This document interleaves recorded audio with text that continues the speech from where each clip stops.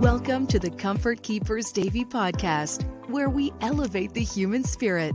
Here's your host, Christy Groulet.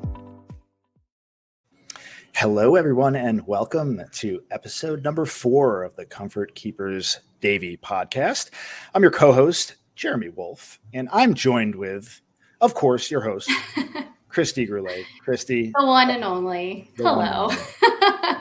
Always a pleasure to be in your company. So how have you been since the last time we've had the pleasure of crossing paths? It's been busy. I don't know about you, but kids are back to school. So there's a lot of scheduling changes that happen around that time of year. A lot of changes that just, happen in the home. A lot of new things. A lot of homework. There's a lot more homework these days than what I remember when I was in school. So they start them out younger and younger with the homework. So yeah. Homework is so fun. I love homework. I love sitting down with the kids and going through. I mean, my son's in 4th grade, and I'm anticipating getting lost as per usual when it comes to homework. I mean, my daughter, she just started middle school. Thankfully, she does really well in school, and she doesn't ask for help. But I fear that when she does ask for help, I'm going to be completely checked out at this point. I don't know what's going on in 6th grade. Well, this is my first year of helping with Latin. So there's that at our 6th grade level. Yeah. Check, please. Yeah. No, thank you. Latin. Maybe I shouldn't complain. I'm just saying. So yes, I was not prepared for the Latin studying that this school year has brought. So it's an adventure always in the Groulet household. Mm-hmm. I hear you on that. So you told me it is National Alzheimer's Month. Is that right? Yes, it's World Alzheimer's Month. So you'll find in the health field anywhere that there are days, there are months, there are seasons, and ultimately the goal for anything, regardless of what it's called, is just to bring awareness to whatever that specific disease is. And yes, September happens to be World Alzheimer's Awareness Month. There's a walk that happens on the 21st, which is the World Alzheimer's Day. But throughout the year, the National Alzheimer's Association holds different events to raise awareness and funding for research for Alzheimer's. So I felt like it was a good opportunity to start talking about this disease that impacts many, many people. And I've personally had an experience with my own family with this awful disease. Mm-hmm. And just to ease us into a new topic of things that we encounter regularly with Comfort Keepers and the families that we help. Yeah, for sure. This is a real tricky one, right? The topic of Alzheimer's. Yeah. I also have had the unfortunate experience of seeing my grandmother go through the various stages of Alzheimer's, and it was quite the frightening process.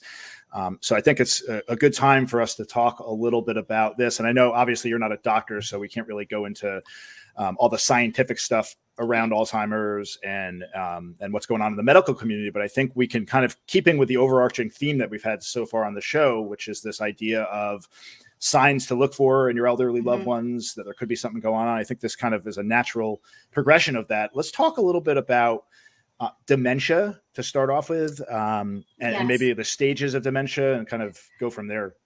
Yeah, definitely. So a lot of times people will hear the term dementia and Alzheimer's interchangeably, but I think it's important to realize that dementia is more of a general term for overall memory loss, which is often a symptom of Alzheimer's, which is a specific disease. And there are a lot of different Alzheimer diagnoses. So dementia, Alzheimer's together, dementia is more of the symptoms that families experience. I think it's also worth noting that Alzheimer's is ranked as one of the top 6 diseases that end in death. And that's so sad to realize that here we are today, and people are still battling this disease. So it all comes down to the stages of dementia, and there are 7. And depending on where someone's loved one is in that stage, in those 7 stages, will really depend on how we can help in the home, how we can provide additional assistance to that family. So, you ready to get into the stages? Absolutely. I wanted to ask before we get into the stages, something that, because I say it all the time, I'm getting older. I'm 43. I'm still young, but I'm not, I'm not too young anymore. And as I get old, it's like, I feel, and this happens to everybody as human beings, I think, like you lose your train of thought. You'll be doing something and things will just drop out and you'll be like, oh man. And then usually it comes back to you. But at what stage or what level, and I guess we could talk a little bit more about this with the whole idea of the stages, but at what level does that become a point of concern where you're like, wait a minute? Because I mean, it's kind of freaky if you think about it. It is. Yeah. And I think that the most important thing is that every day, right there, we could just have our head in the clouds one day. Maybe we didn't sleep very good the night before because you're learning Latin with your 6th grader. I'm just saying that there are days that are harder than others, but we can't go into a full-blown panic and just assume that, oh gosh, my loved one, my mom, my dad, they're all of a sudden just forgetting maybe this one time or 2 times. We don't want there to be this hysteria. There's a progression, and every single person experiences the stages differently. So a lot of times you'll see the memory loss as being in the pre-dementia stage. So when this starts to happen, this is like the very, very beginning of dementia, stage 1 through 3. This is when we get the intermittent memory loss. We're not to the point of not remembering someone's name, but we're forgetting maybe where we placed something. We're forgetting specific details, or, if I told you, Jeremy, that we had a plan last week and today I ask you to talk to me about that plan and you forget it, like that kind of thing. So memory recall starts to become trickier during that time too. It's also a time where there could be enhanced anxiety, both from the family and from that individual experiencing these symptoms. So sometimes you'll see someone start to have behavior changes where they're maybe a little bit more irritable, nothing crazy, but just like on edge. So stage 1 through 3 is really where we start to see some decline. But again, it's something that you and I would even experience, today on a weekly basis. And we can't panic about it, right? Yeah. I think that's when most family members will start to make calls because they get anxious. If there's a family history of it, sometimes I think that also heightens the awareness too. But really, the most important thing that I could tell anyone is get your loved one into their primary care physician and have a really honest conversation about some of the things that are happening. I think that it's hard with our pride sometimes to swallow that and admit that we have forgot things more easily.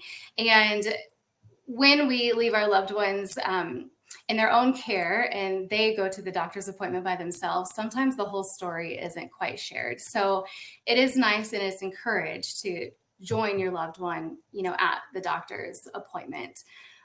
It definitely progresses from there.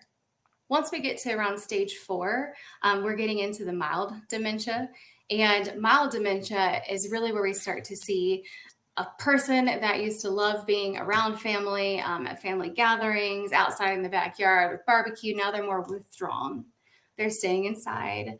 They're not actively coming out to want to engage in different things. And truly, it's because all of those symptoms that we talked about in the first 1 through 3 are now heightened, and that anxiety is there. So they're withdrawing so that they're not putting themselves in a position where they're going to be, fearful or stressing anybody else out. So with social withdrawal is really common in stage 4. Stage 5 is all of what I just said. And then we have to now step in to help with all daily living activities. Okay. Now I just want to keep this in mind that this is a general, but there are the 7 stages, right? So this is generally speaking at this stage, we're coming in to help them with cooking their meals. They can still take care of most of their personal care needs. They haven't, lost the ability to do that, but we're going to help them organize, grab their mail, everything else that we would do on a daily basis, the housekeeping, making their bed, simple things too, like making sure that spoiled food is thrown out of the refrigerator. All of those things, we come in, or a family member comes in, and they're helping their loved one with more and more. It's also the stage where some of the more important details, like your birthday, your address, those things really start to slip, and they're intermittent. So it becomes a lot more noticeable at this point if a family hasn't discovered it, from the very, very beginning. Stage 5 is really where additional assistance to the family and to this individual come into play. Stage 6 is just, again, the progression is sad, but 6 is moderate to severe dementia. And this is where our family members, our loved ones, start forgetting the names of their family loved ones. This is where there is definitely a social withdrawal. There may be a, memory recall from old childhood memories that they're now mixing in with today's current events, confusing whether, their spouse maybe hasn't passed. A lot of just general confusion, which can also heighten and cause a lot more anxiety and emotional outbursts because they're becoming fearful. This is when most people with Alzheimer's will discover that sleeping is very difficult. It's a term in our industry that we call sundowners. So people that have this stage will get up and start wandering around because they cannot sleep. It really is a risk to themselves. This is where we come in and we're staying overnight with your loved one to make sure they don't leave the house because they're confused about where they're going. Do you know, I was going to say, I know we promised not to talk too much about the science behind this, but I'm curious, do you know what's behind that? Why they have a hard time sleeping? I'm just trying to, because you would think that the mind would be more quiet. Like if you can't recall anything, if you just detach yourself from that, you're kind of lost. Right. Like that would be the hope, right? If you're in that position that you're not aware. So you're like ignorantly blissful of what's going on, but that would be the hope, right?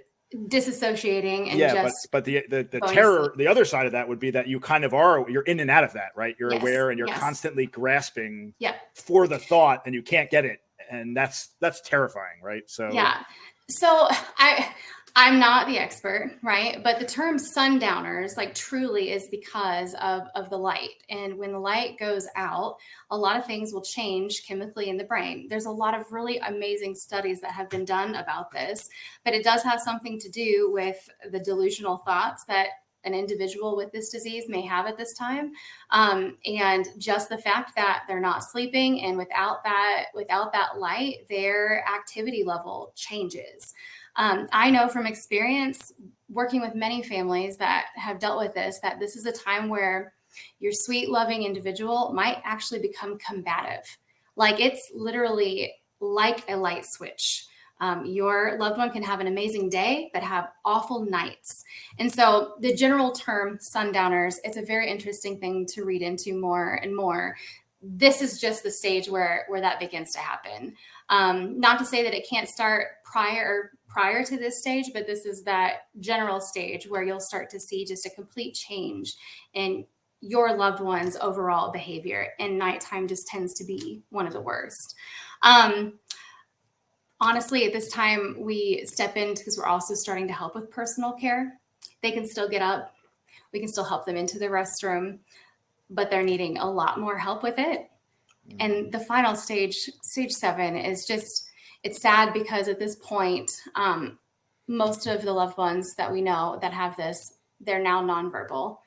They're not speaking at all. And there's just an overall sense of loss of their willpower, right? We're doing everything for them. We're helping them with everything because they physically cannot, they verbally cannot. And this is the saddest. The whole thing is sad, but this is the end stage of Alzheimer's. There's not, coming back from that. We're keeping them as comfortable as we can at that point. Yeah. As you walk through these various stages, I feel emotional connection to that because Yeah. I witnessed my grandmother go through these various stages. I wasn't with her all the time, but when I did Yeah. go visit her, I would see things like her wandering around the house naked, not knowing where she was in the closet. And then towards the end of the progression, when she was in, assisted living care, like you said, nonverbal, she would just sit in bed and just mumble. And it was just really, really frightening and depressing to see. It is. So they call it the family disease because it impacts everybody that this person is involved with. And also having a personal experience with this horrible disease. Yes, it does. It's hard to think that the last times you had with this loved one is that, right? And so when we come in and we are helping a family get through this, it's just another way that I can confidently say that I can empathize with you and I can feel the confusion and the pain that you have, both emotionally and physically, and all the stress that comes around it. But rest assured, the people that I have on my team are trained and understanding. And remember, we hire for empathy. So it's not a frustrating thing when your loved one is throwing a fit and they're really having a moment. We're able to come in gently, to redirect, to be kind, to speak to them softly, to bring them back into the reality that they are. And again, to just provide that overall comfort for both you as the family member and them who's going through this terrifying experience. Yeah, for sure. And I got to imagine that. And again, I'm certainly, you said you're no expert in the science behind this. I'm certainly no expert, but just thinking out loud here, I have to imagine that a lot of this dementia, I don't know about Alzheimer's, can be combated somewhat to some degree by keeping an active mind as you go through life, right? Constantly engaging, reading, eating good food, exercising. If you do all of those things, I'd imagine it's a lot less likely that you'll fall into this downward spiral of things like dementia, right? And also slowing it down, right? That's exactly what people would recommend. It's what the Alzheimer's Association recommends. It's just like any muscle. Your brain can't just, not be active. And so word puzzles, coloring, art, word searches, there's so many different things that we can introduce to just as a part of your daily regimen. Like maybe you don't like word searches, but it's really good to have you focus on something. Even playing cards. Again, there's so many things that we can do to activate our brain on a daily basis. And as we age, it's just that much more important. You think about people who love to read. And as we age, our eyes tend to change, and reading doesn't become as easy or as enjoyable as it used to. So again, finding something that we can do at the stage that we're in to keep us active, both mentally and physically, is the best. So I know that's the approach that doctors and everyone in this field would say. The earlier you start those regimens, the better, so that it is not a spiral like you just mentioned. Yeah, and it seems to me anyway, from what I'm looking at, we're on a slippery slope nowadays with social media and everything, because sitting all day and watching shorts on TikTok or YouTube of like mindless dribble that cannot ultimately help your mental capacity. I mean, it's just being fed dopamine, instant bursts of dopamine and things like that. It's the exact opposite of really what you need to be doing to stay sharp. So it's so important to remain vigilant, trying to educate people to, constantly take care of themselves and do things that are, because I look at my daughter all the time. She's on her devices. I try to explain to her, like, you need to do other things besides that to train your mind and engage your mind. Like, life is not going to, it's not going to get easier. It's going to be harder and harder the older you get. And if you just constantly supply yourself with quick fixes and instant gratification, when you do face challenges later on, it's going to be very, very difficult. So it's so true. Being actively engaged, that is just the biggest thing. So games can happen on phones, right? There's a lot of different things that technology can bring to us, but there's nothing like a good old fashioned, paper and pen in front of you if you're going to actually do something. Because again, writing something out is so powerful. Is activating your brain too. Yes, it is so powerful. Yeah, for sure. All right. Well, let's end there. We could talk about this all day. Obviously, we'll pick it up later on another episode. We'll talk a little bit more about these types of topics. So unless there was anything else you wanted to share before we close, I think we could wrap it up. No, I mean, I think that this is a great segment into discussing this disease and things to look for, and how to react when you may come, like you said, into the home and discover your loved one in a state that you've never seen them in. All right. Sounds good. Christy, always a pleasure. Looking forward to seeing you next time. And to our listeners, thank you for tuning in. And we'll see you guys next time on the next episode of the Comfort Keepers Davey podcast. Everyone have a great day. Thank you for listening to the Comfort Keepers Davey podcast. For more information, visit comfortkeepers.com or call 954-947-7927.